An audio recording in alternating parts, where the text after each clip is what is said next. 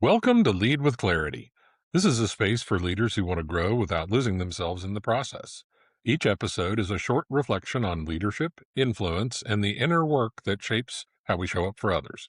It's not hype, not noise, just clear thinking for the journey of leading well. Today's episode is entitled Servant First: What Robert Greenleaf Got Right About Leadership. Here we go. There's a moment every new leader hits. You get the title, the office, the direct reports, and you realize the job description says lead, but nobody tells you what that actually means day to day. Robert Greenleaf spent a career wrestling with that question, and he landed on something that still unsettles people almost 60 years later. He wrote, "The servant leader is servant first. It begins with the natural feeling that one wants to serve. Servant first, not leader first."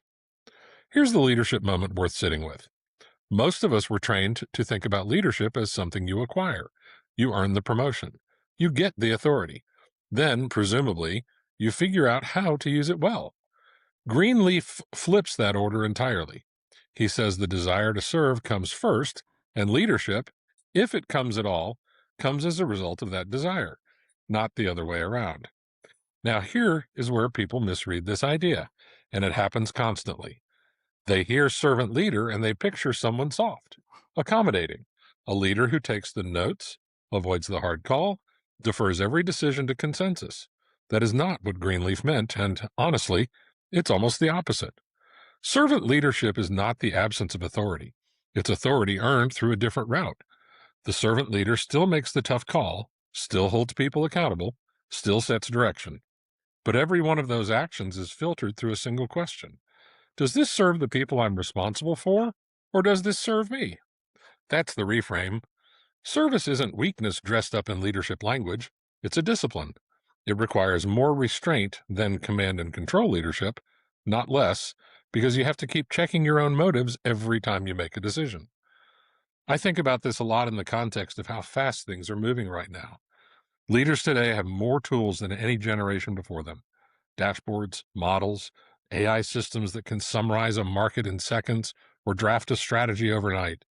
And those tools are genuinely useful, but none of them can answer Greenleaf's question for you. No tool can tell you whether a decision serves your people or just serves the numbers. That judgment call is still entirely yours. If anything, the more powerful the tools get, the more that judgment becomes the actual differentiator. The tools handle speed. You still have to handle wisdom. So here's something to carry with you this week. Before your next meaningful decision, big or small, pause and ask Greenleaf's question in plain terms. Who does this serve? If the honest answer is mostly you, your image, your comfort, your position, that's worth noticing. Not necessarily wrong every time, but worth noticing. If the honest answer is your team, your customer, the mission you're actually responsible for, you're probably closer to the kind of leadership that lasts. Let's bring it back together. Greenleaf's claim was simple, but it cuts deep. Servant first, leader second.